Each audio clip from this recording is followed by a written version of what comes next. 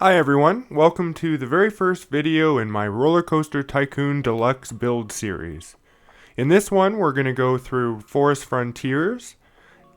Forest Frontiers, of course, is a classic, and I actually remember playing this way back in 1999 when this game just blew me right through the roof. I had no idea what to expect getting this thing. I think I got like a free copy of it somehow, I'm not sure.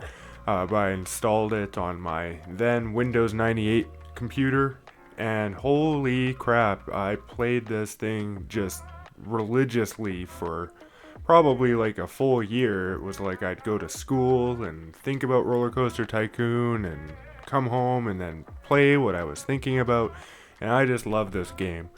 So I figured, hey, why not do a full playthrough of all the various campaigns and post them to YouTube as one does these days.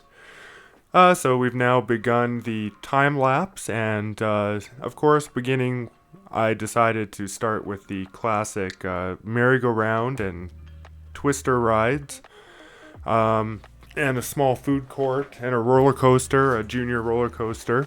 I decided to go with a pre-built one for the moment, as this is a fairly short scenario, and I didn't want to waste a whole lot of the runtime building a roller coaster, though we do build some roller coasters later on in the video.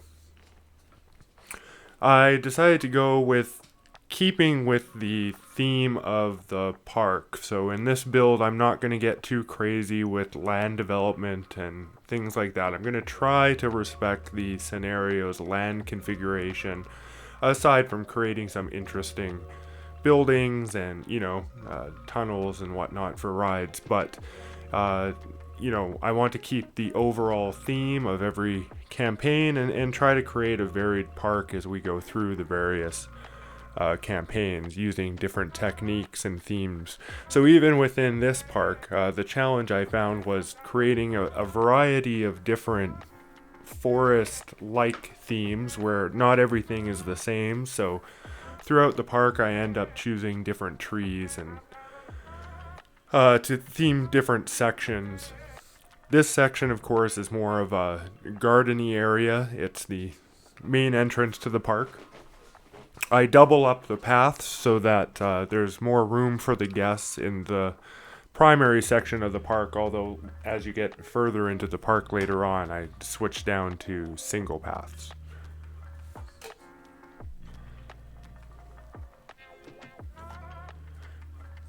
Typically, my approach when I build is to do a little bit of ride layout, get a feel for what I want, and then slowly fill in the remaining area with scenery.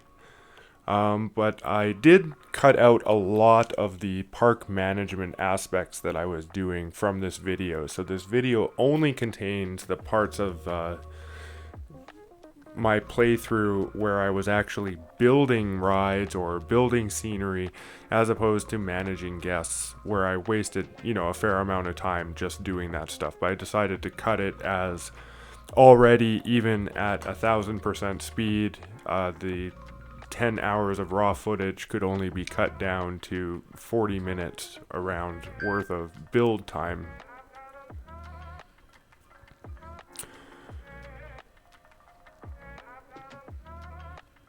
I wanted to get a fair amount of scenery and things in place.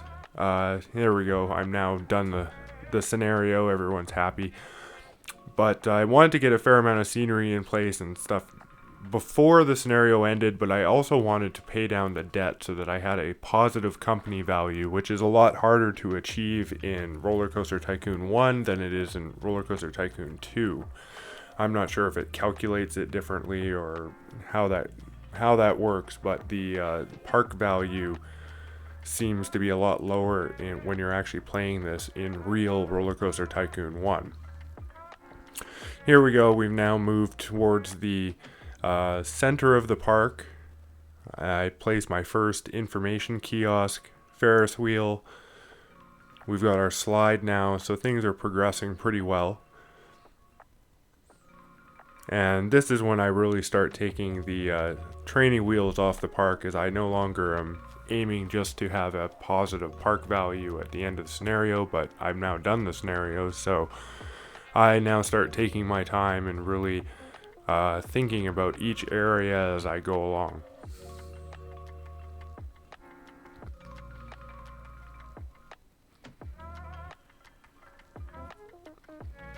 In the end, I was quite happy with the overall blending of scenery, creating distinct areas, yet all areas that felt like they belonged in the park, even the central area that we'll get to later, where I decided to go with a desert theme, as it was just something that didn't really yet exist in the park, and also as it complemented a central roller coaster, which is sort of like the centerpiece. And so in the center of the park, in the end, we end up with a desert section which branches off in all different directions and with forests. So I thought that was kind of interesting, especially since I wanted to keep the center of the park fairly flat so that guests would be able to see rides in all directions. Although, of course, I know RollerCoaster Tycoon doesn't actually model vision per se, but from the role play and design aesthetic point, I thought it would be important anyway.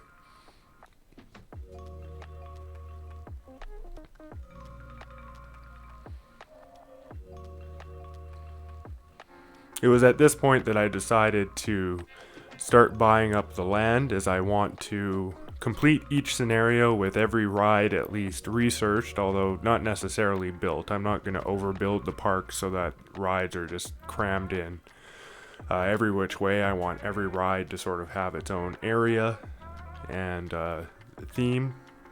And in later campaigns where there's more specific scenery, we'll really try to play into that, I think. Now that the land is expanded, I began thinking about transport ride, as in the long term at this point I was thinking about how I was going to move to the back of the park and then into the far end where you have to purchase the land, and there's that little lake there. I ended up saving most of the water base rides for that little lake area, keeping the stuff that's near the front of the park kind of child friendly, the stuff at the rear of the park a little bit more adventurous, and then delving further into the water rides area.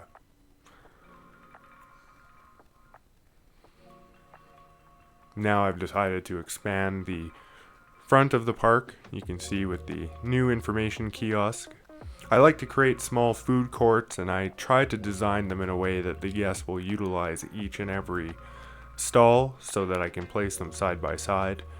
You can see I have a bathroom, a popcorn stall side by side, and a burger stall and a drink side by side on opposite sides of the double path, thus ensuring that guests will use each of them.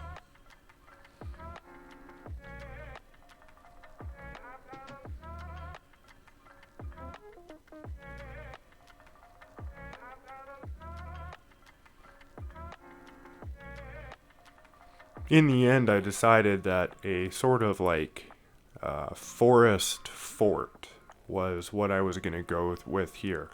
Although I did not want to create all of the walls and whatnot. So what I decided to do was create sort of a entrance which would be blocked by a forest on either side, and then create multiple buildings throughout the rest of the compound that would represent, the various other entrances or facets.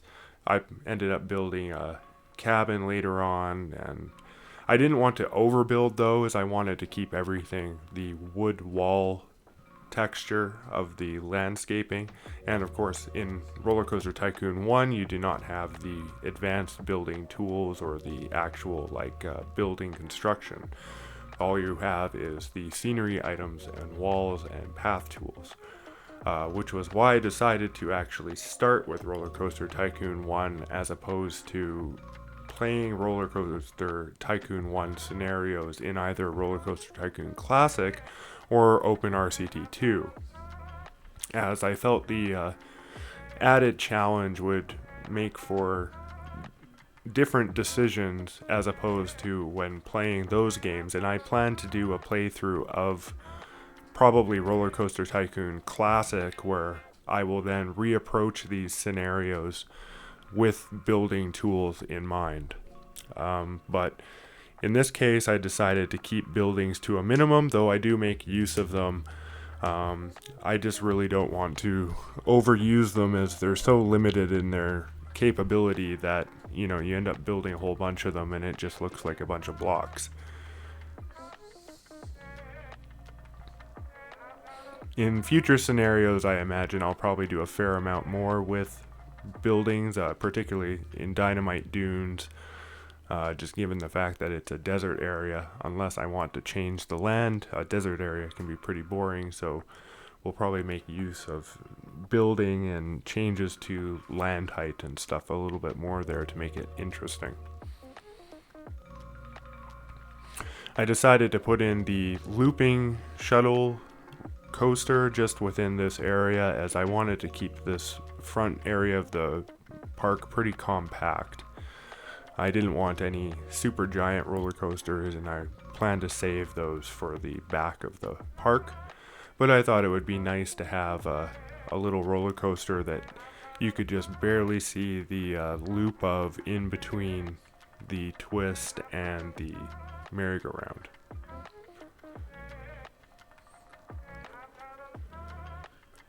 I wasn't exactly sure what to put in this corner, and I decided that I would expand the sort of garden aesthetic over to the left of the entrance. But I did not end up expanding that aesthetic over to the right later on. But I just felt that it matched the bumper cars a little bit better than just burying it in trees or something like that. And I also felt that the blue of the bumper cars would remain, despite kind of coloring everything else in this scenario various shades of green, brown, and white, with some red highlights. I also end up using blue quite a bit more within the water areas, but for some reason I also felt that bumper cars should just stay blue. There's just something about them, and the fact that it was just sort of stuck in the corner there, without its own, accompanying theme, just felt like it needed its own little area.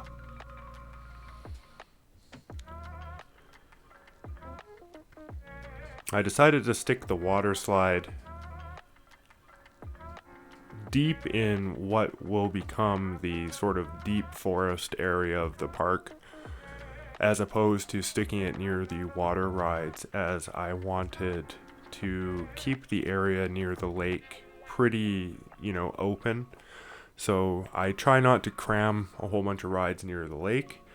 And I thought that it'd be pretty cool, like, water sliding through a whole bunch of trees and things like that. And so what I ended up doing was saving the log flume for the water ride that is much closer to the lake, and keeping the water slide sort of out of the way and later on buried deep in the trees, and it ends up actually being positioned next to the haunted house.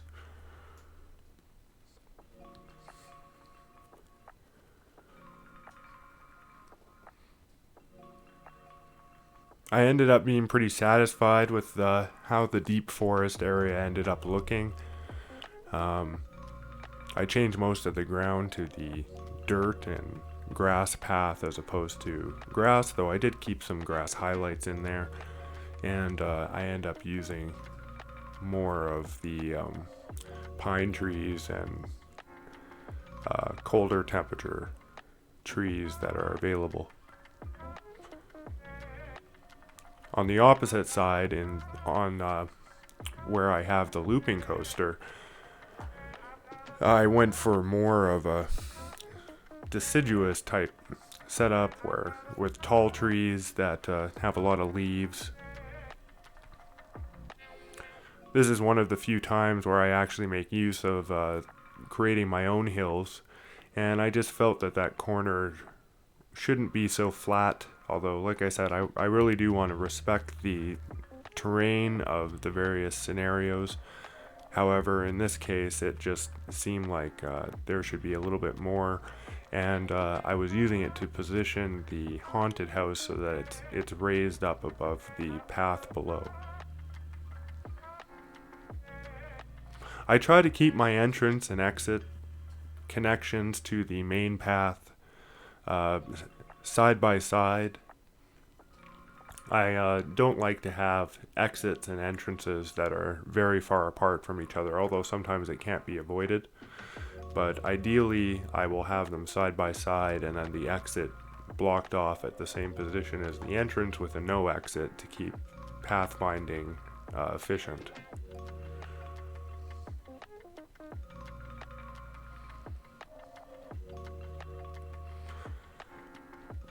Adding more hills and trees.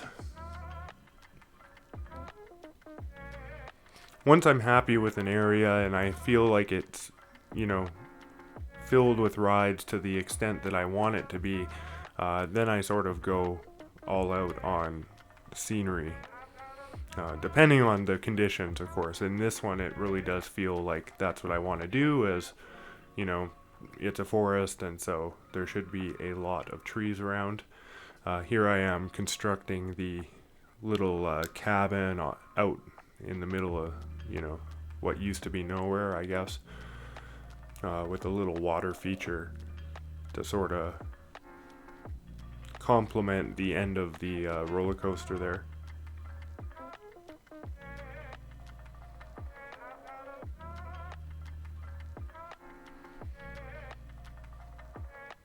Finally, I had saved up enough money to buy the rest of the land, so I go almost to the lake, and then there's one more point after this where I buy out the rest of the remaining land, but this gives me enough to chew on for a while. It's at this point that I decided I should expand the park all the way to the south end of the park, constructing another monorail and putting my transport ride into action.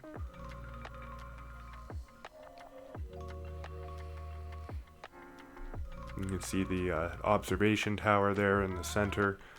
I thought made a nice centerpiece.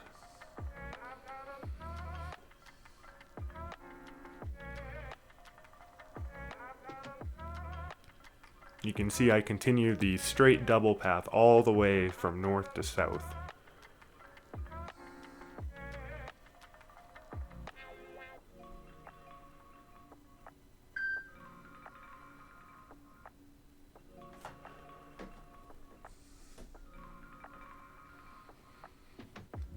Something I wasn't sure if I wanted was more than one transport ride, and what I ended up doing was just settling with a single monorail that ends up having 3 stations, and that seems to give pretty good coverage to the park.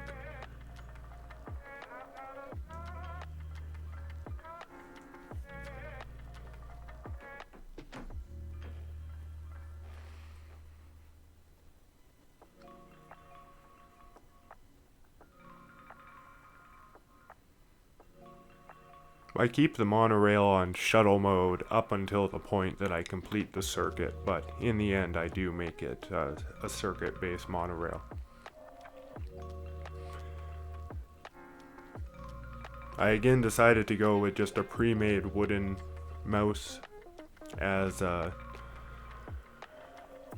pre-made circuits are fine, although throughout the campaign I'm going to try not to reuse pre-mades after I've used them once, with one of the exceptions to that probably being the shuttle loop, as the shuttle loop is so useful in a variety of scenarios, and creating variations of shuttle loops is kind of dumb. So we'll stick with the shuttle loop, but aside from that, I'm going to try to only use pre-mades once, and then they will not be reused within another park in any other playthrough. Now that I had that roller coaster, I decided, hey, why not build a little wooden one in the end. I decided not to go too crazy with how big it would be, with just 3 drops and then a nice long segment up to a water splash, which would slow it down enough that I could use brakes to bring it around another corner.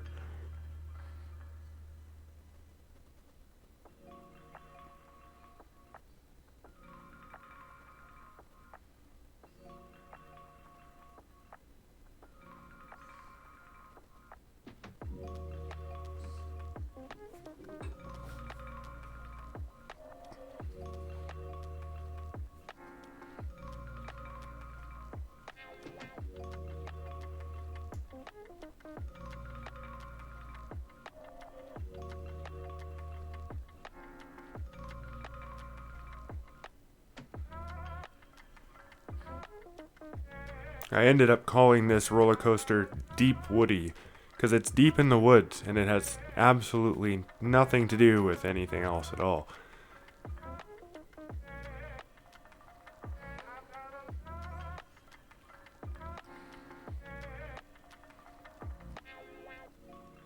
For scenery, I decided I wanted to give it just a tiny water feature to kind of allow the water splash to sit within water. I just made it square. I didn't want to make it natural looking, and in fact was aiming for sort of like a man-made pool, dug in front of it.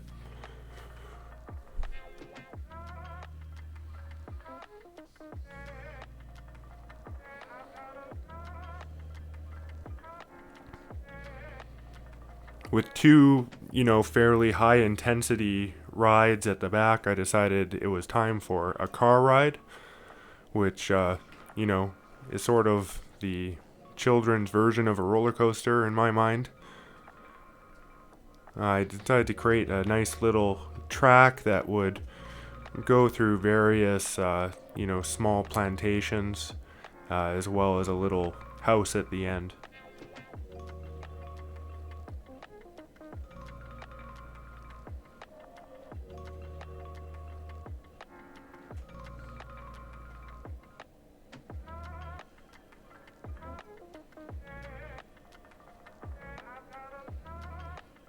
It wasn't for some time that I was actually able to get a decent line at the wooden roller coaster. The efficiency of that thing was pretty crazy.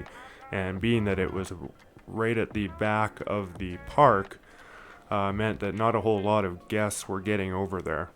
So it wasn't actually until I ended up filling up the rest of the park that enough guests had accumulated that they were ending up waiting for the trains that I had set up. I believe I set up 3 trains for that one.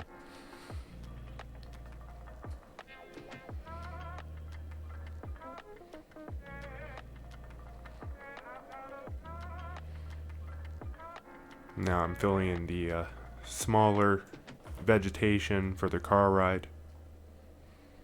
I wanted it to be mostly visible from the paths, especially the main path, but a bit more concealed from the path running behind into what would become another sort of section of woods.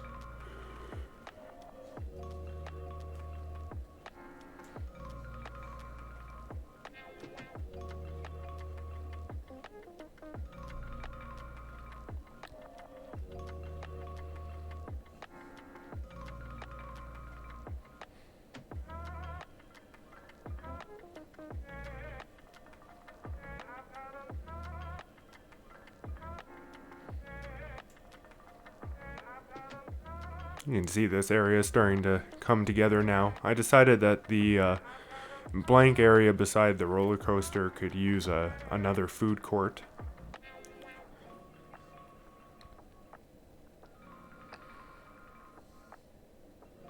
And once again, I utilize a strategy to hopefully ensure that the guests will use all of the stalls, depending on what direction they're coming from.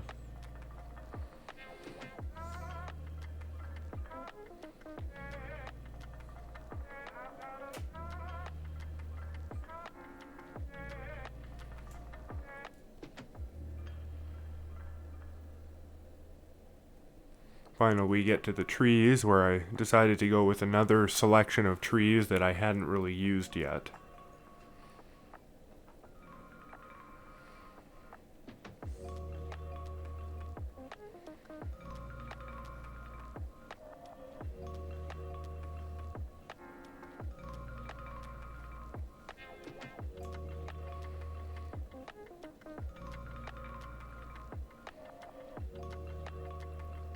More fences. I really like to section areas off with fences. You'll notice that in all of my playthroughs, I imagine. As long as the terrain really allows for it. Some terrain may, not necessarily call for fences and may make more sense for natural barriers, but I find overall throwing in fences and sectioning your themed areas off with fences really just overall adds to the clean look of it.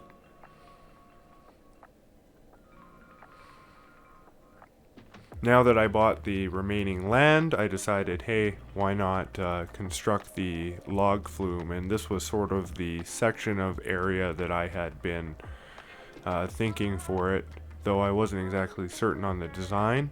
I ended up trying a couple different paths to get the log flume to do what I wanted, which ultimately was to go down the large hill underneath the main loading bay, and underneath what would become the path out to this area as sort of like a river under the path, and then it was going to go into a tunnel and then somehow return back to the main station.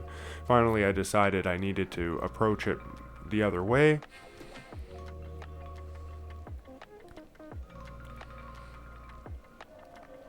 And finally, I discovered some sort of way that I could get some look of symmetry towards the center, as I didn't want to just have it anywhere there. I wanted it to be roughly at about the center of the loading station.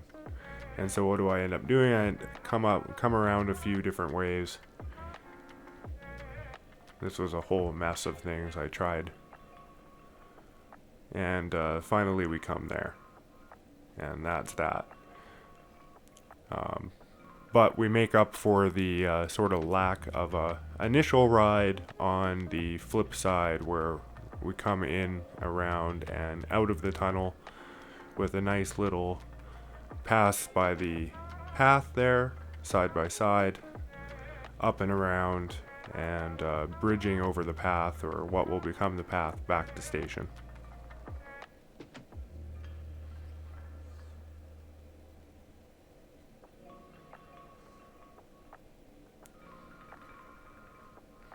Now I do a little bit of land manipulation to give a little bit more look of something that was, constructed. It's a little bit of walled area and up the path, and then we start connecting the path to the main area.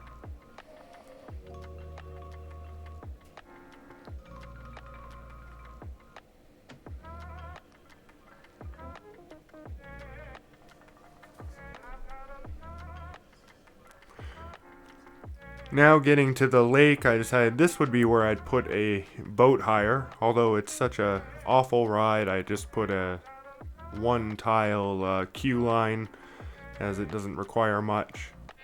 But they do look nice.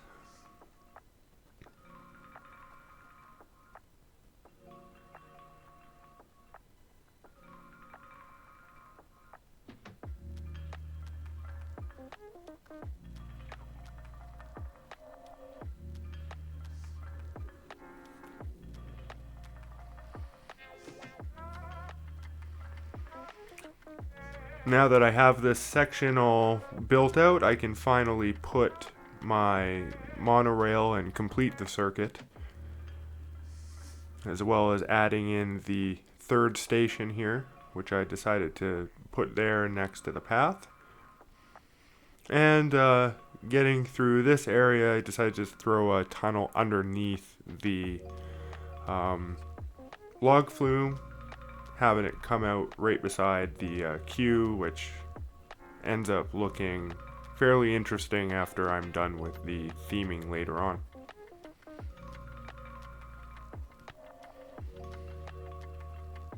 Again, I decided to put a little structure for a station, and this one is also a slightly modified version of the entrance with a small food court inside of it with a bathroom and a food stall and drink stall.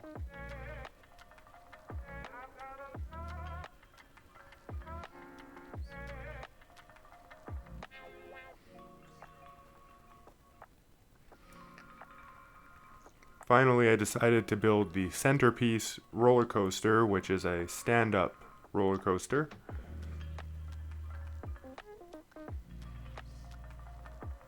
And again, I used a pre-built design for this one.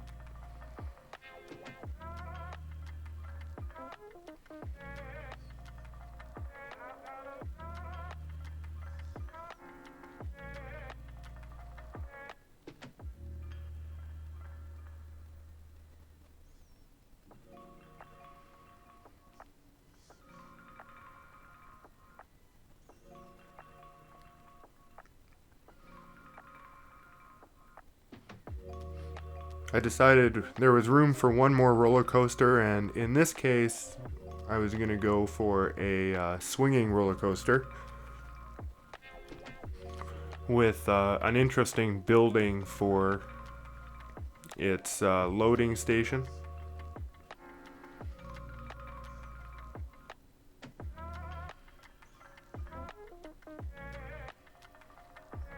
And this would give some separation between the sort of more wildernessy lake area and the more developed flatland of Forest Frontiers.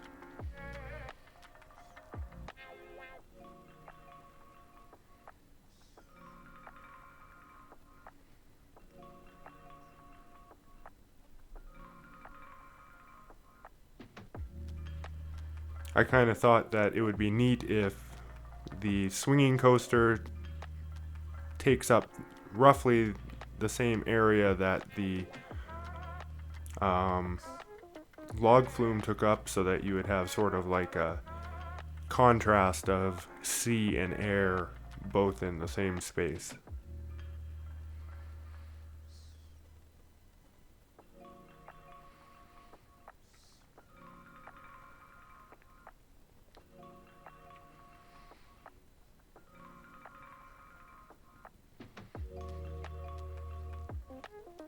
I ended up reversing the build from the station to get it to connect properly, as it just seemed an easier way to approach it, though I wasn't quite happy with the end result and did change it slightly a little bit later on.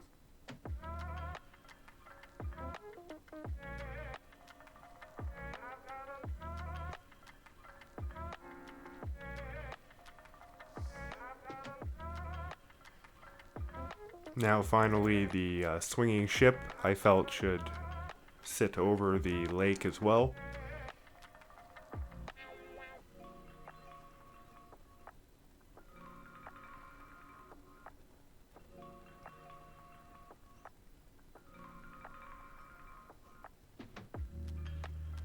Here I am changing the swinging ship, or swinging coaster rather.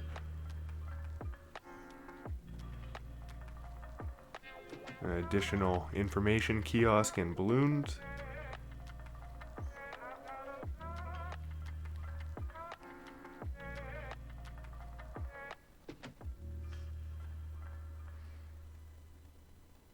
Decided I would add some water feature to the larger building,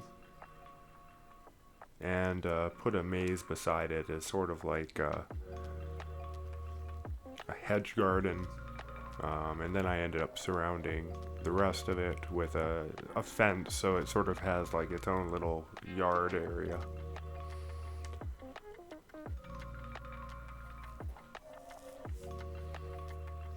The final ride I put in was a Space Rings. So from this point, the rides are complete, and I simply go ahead and fill the rest in with scenery.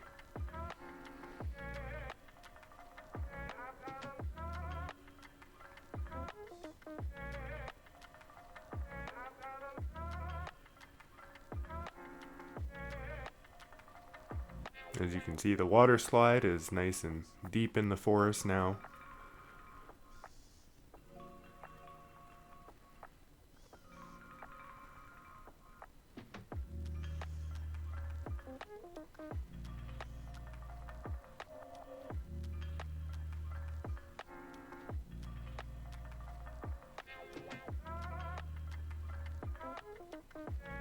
And as I mentioned earlier in the video, this is the desert section. I just felt with that coaster being a Venom drop, I thought it'd be kind of interesting if I kind of made the green off-color green compared to the rest of the greens in the park, so that it still blended in but also was uniquely distinct in its desert landscape.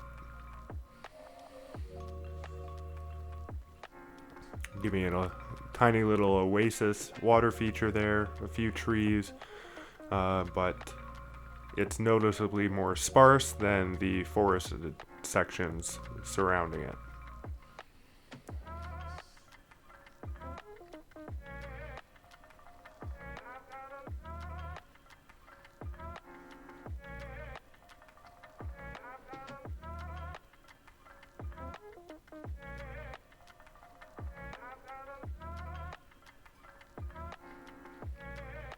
In this area, I decided I would put just a nice little garden with benches and lights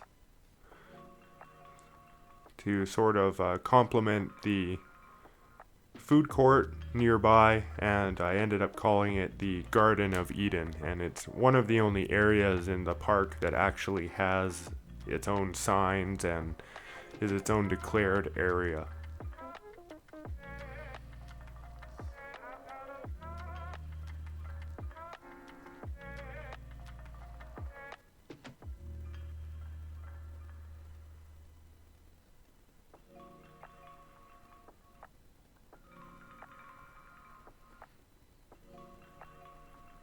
And finally, we fill in the remaining spaces at the back where the monorail travels through, just to give it a little bit more stuff to look at. And here we are fencing off the house, which ends up creating sort of like this backyard feel into the lake area.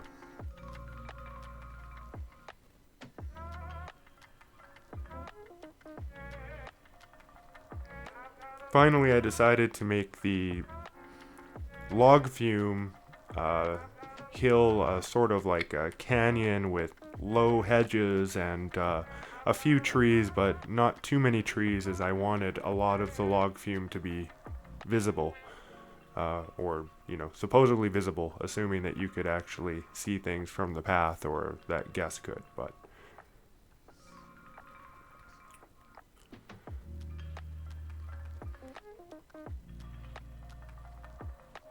very much keeping with the dirt path aesthetic.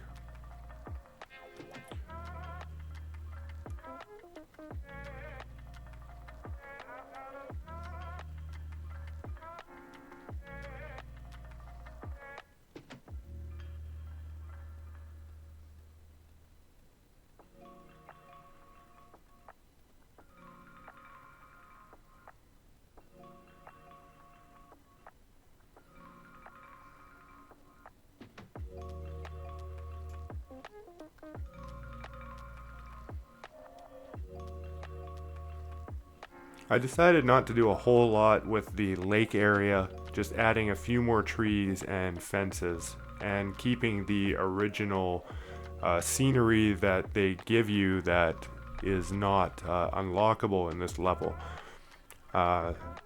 Taking that into account, I kind of created a narrative around it where, it was an old sort of lakeside cabin mining area. So I fence it off to give it that appeal.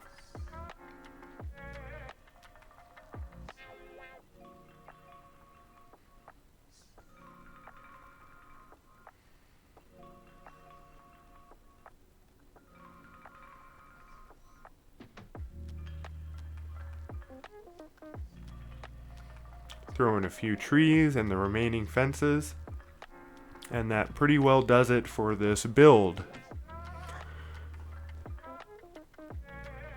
So I hope you enjoyed watching, and here's the final result.